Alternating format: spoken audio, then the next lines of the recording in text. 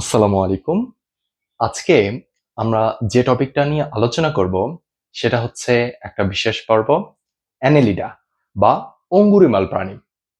তো অ্যানেলিডা নিয়ে আলোচনা করার আগে আমাদের জানতে হবে যে অ্যানেলিডা নামটা কোত্থেকে এসেছে, অ্যানেলিডার নামকরণ কে করেছে। ওই এর আগে আমরা মলাস্কার নাম পড়েছিলাম, তাই না? মলাস্কার নামকরণ করেছিলেন ক্যারোলাস লিনিয়াস। তেমনি আরেকটা পর্বের নামকরণের কে করেছে সেটা মনে রাখতে হবে, সেটা হচ্ছে আমাদের অ্যানেলিডা।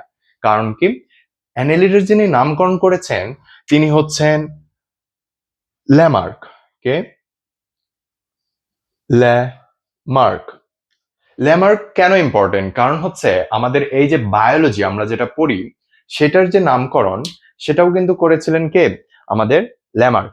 তাহলে ল্যামার্ক হচ্ছেন বায়োলজি শব্দের প্রবর্তক। এবার সব আমরা জানবো অ্যানেলিডা নামটা কোত্থেকে আসছে।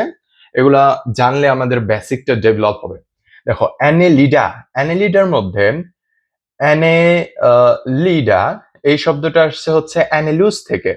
অ্যানেলুস একটা ল্যাটিন শব্দ যার অর্থ হচ্ছে লিটল রিং। কি? লিটল রিং বা ছোট আংটি। আমরা নখে যে রিং পরি না, সেই রকম রিং, ছোট রিং, লিটল রিং। কারণ কি, এরা এরা হচ্ছে আকৃতিতে ছোট।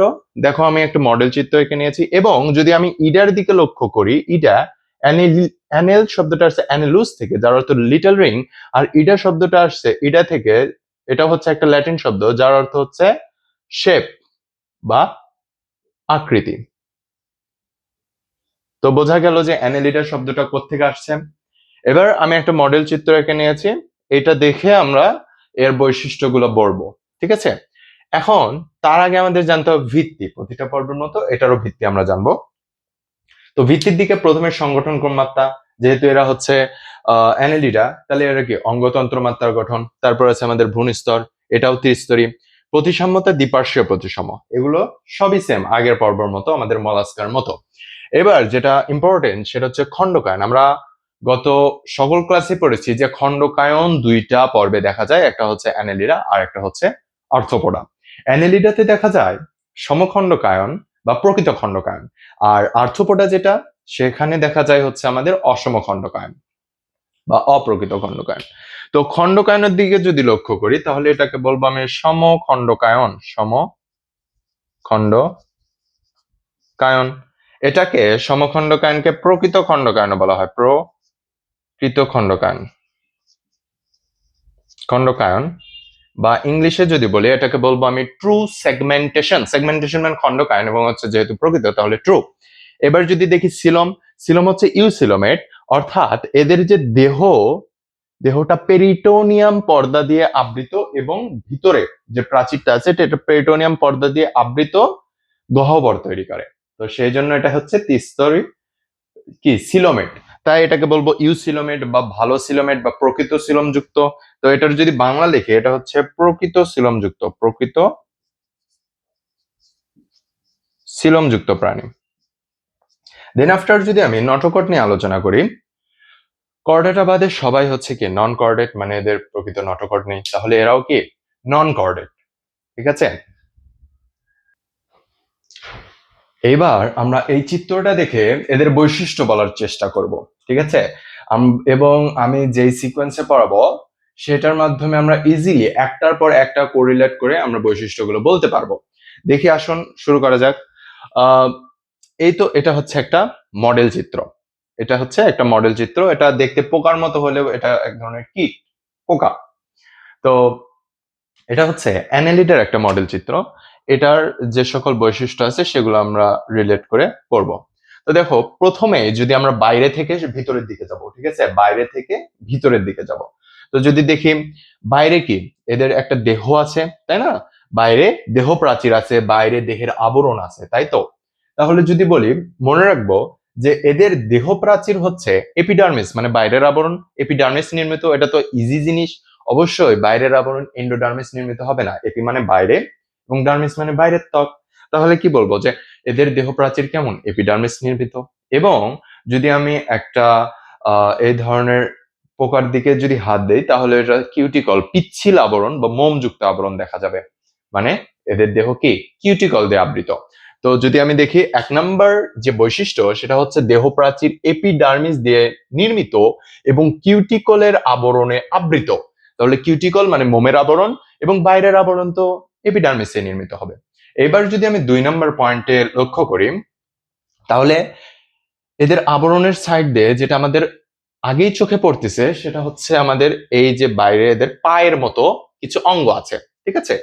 এই অঙ্গগুলোকে 2 ভাগে ভাগ করা যায়, ঠিক আছে। 2 ভাগে ভাগ করা যায়। যদি চিত্রের দিক লক্ষ্য করি, এই যে এখানে ছোট ছোট শুয়ের মতো সূচালো কিছু পায়ের মতো আছে, এটা এক ধরনের। এই তো এইভাবে এইখানে এতটুকু। আবার এই পাশে যদি লক্ষ্য করি একটা বাঁকে গেছে, এই পাশের গুলো কেমন বড় বড়, তাই না, বড় বড় পায়ের মতো, হেঁটে চলার মতো। তো এগুলো দেখেই বোঝা যাচ্ছে এটা অবশ্যই পেশিময় হবে। আর এগুলো কেমন সুচালো। তো এই 2টা ভাগে ভাগ করে এগুলো হচ্ছে এদের চলন অঙ্গ। তো চলন অঙ্গ 2 ধরনের, এগুলোকে আমি বলবো সিটি। কি বলবো? সিটি। এবং এই সিটিটা কাইটিনময়। কিময়? কাইটিনময়। এখন যদি বলো কাইটিন কি, ভাইয়া কাইটিন কি? কাইটিন হচ্ছে এক ধরনের নাইট্রোজেন ঘটিত কি বর্জ্য পদার্থ, না নাইট্রোজেন যুক্ত কার্বোহাইড্রেট। কাইটিন কি, যদি আমি একটু লিখে দেই যে কাইটিন, কাইটিন হচ্ছে নাইট্রোজেন যুক্ত কার্বোহাইড্রেট।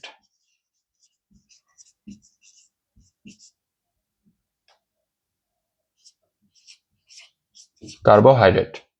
তো কাইটিন হচ্ছে এক ধরনের নাইট্রোজেন যুক্ত কার্বোহাইড্রেট। এবার যদি এই পাশের চলনাঙ্গের দিকে লক্ষ্য করি, এগুলো পেশি বহুল, এদেরকে বলা হয় প্যারাপোডিয়া। কি বলা হয়? প্যারাপোডিয়া। এবং এটা পেশল, তাই এটা হচ্ছে পেশল প্যারাপোডিয়া বলবো। দেখো মনে রাখার টেকনিক বলতেছি, তাহলে চলনাঙ্গ কি? এদের চলনাঙ্গ হচ্ছে কাইটিনময় সিটি এবং পেশল প্যারাপোডিয়া। মনে রাখবো কিভাবে ভাই? কাইটিন মানে উল্টো পাল্টা হতে পারে, তাই না, উলট পালট হতে পারে। তো দেখো এটা হচ্ছে ছোট ছোট, তাই না। তো এটা হচ্ছে কাইটিন টি আছে, তাই না, কাইটিন। আবার সিটিতে সিটি আছে। তো মনে রাখবো যে কাইটিনের টি, সিটি টি। তাহলে যদি বলে কাইটিনময় অঙ্গ কোনটা, তাহলে হচ্ছে সিটি। আর যদি বলে পেশল কোনটা, পতে পেশল পতে প্যারাপোডিয়া, তাহলে এখানে মনে রাখবো পতে পেশল পতে প্যারাপোডিয়া। ইজিলি মনে রাখতেছি।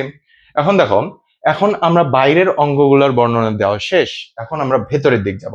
ভেতরের দিক যেতেই এদের খাদ্য লাগবে। খাদ্য লাগবে, তারপর আমরা সিকোয়েন্সটা পড়ি যে খাবার খাবে, খাবারের সাথে সেখানে যে বর্জ্যগুলো তৈরি হবে রেচন অঙ্গের মাধ্যমে বের হয়ে যাবে, তাই তো। তারপর কি, খাদ্য গেল, রেচন গেল, তারপর কি এদের রক্তর যে সিস্টেম বা রক্ত সংবহন তন্ত্র সেটা জানতে হবে। আর একটা জিনিস জানতে হবে, প্রতিটা পর্বেরই লার্ভা দশা জানা লাগে, সেই লার্ভা দশা এদেরও জানা লাগবে, ঠিক আছে। তাহলে দেখি আমরা ভিতরের দিকে যাই। তো এদের দেখো পুরা যে বডিটা আছে এর ভিতরে যদি পৌষ্টিক নালী চিন্তা করি, এরা যেহেতু উন্নত, তাই এদের পৌষ্টিক নালীটার শুরু আছে এবং শেষ আছে, অর্থাৎ মুখ ছিদ্র থেকে পায়ু পর্যন্ত পৌষ্টিক নালী বিস্তৃত আমরা বুঝতে পারতেছি। তো দেখি, পৌষ্টিক নালী যেটা আছে সেটা হচ্ছে নলাকার, অর্থাৎ টিউবের মতো নলাকার এবং মুখ থেকে পায়ু পর্যন্ত বিস্তৃত। দ্যাটস ইট, এতটুকু ইম্পর্টেন্ট। দেন আমি বলবো পৌষ্টিক নালী শেষ। পৌষ্টিক নালীতে খাদ্য গ্রহণের পরে সেখানে কি তৈরি হবে? আমাদের বর্জ্য তৈরি হবে। সেটা কিসের মাধ্যমে বের হবে? রেচন অঙ্গের মাধ্যমে বের হবে। এই রেচন অঙ্গটা সব থেকে ইম্পর্টেন্ট এই আমাদের অ্যানালিটার মধ্যে। সেটা হচ্ছে এদের যে রেচন অঙ্গ, সেটা একটা বিশেষ নেষ্টের অঙ্গর নাম হচ্ছে নেফ্রিডিয়া। নেফ্রিডিয়া, যেটা কেমন দেখতে? এটা হচ্ছে একটা নলাকার পেঁচানো রেচন অঙ্গ, যেটা এই যে আমরা দেখতেছি এর প্রতিটা খণ্ডে খণ্ডে থাকে। তো দেখো এটার নাম অঙ্গুরিমাল কেন হলো, বা অঙ্গুরিমাল অর্থ কি? অঙ্গুরিমাল শব্দটা আসছে আঙ্গুল থেকে। আঙ্গুল মানে হচ্ছে আঙ্গুলে যে লিটল রিং করা হয়, সেটা আমরা পড়েছি অ্যানেলোচত্বর লিটল রিং। তাহলে এদের যে প্রতিটা খণ্ড যদি আমি কাটি, তাহলে এরকম লিটল রিং এর মতো পাবো, ভিতরের দিকে গোল, মানে নখ ঢুকান যাবে, এরকম আঙ্গুল ঢুকান যাবে, তাই তো। তাহলে প্রতিটা খণ্ড আলাদা আলাদা সেগমেন্ট বা খণ্ড খণ্ডকে বিভক্ত, সেই জন্য এটাকে বলবো সমখণ্ডকায়ন। তো আমাদের যে এই নেফ্রিডিয়া আছে, যেটা আমাদের রেচন অঙ্গ, সেটা প্রতিটি খণ্ডতেই থাকে। সেই জন্য, যেহেতু প্রতিটি খণ্ডতে থাকে, সেই জন্য এটাকে খণ্ডকায়িত অঙ্গ বলা হয়। নেফ্রিডিয়াকে বলা হয় খণ্ডকায়িত অঙ্গ বা সেগমেন্টাল অর্গান। আবার রিপিট করি, যেহেতু এরা হচ্ছে খণ্ডকায়িত প্রাণী এবং এর অসংখ্য খণ্ড আছে এবং সমখণ্ড, এবং প্রতিটি খণ্ডে নেফ্রিডিয়া নামক রেচনাঙ্গ থাকে। সেই জন্য এই যে রেচনাঙ্গ নাম হচ্ছে নেফ্রিডিয়া, সেটাকে আমরা বলবো খণ্ডকায়িত অঙ্গ বা সেগমেন্টাল অর্গান। কি বলবো? সেগমেন্টাল অর্গান, বা এটাকে খণ্ডকায়িত অঙ্গ বলবো।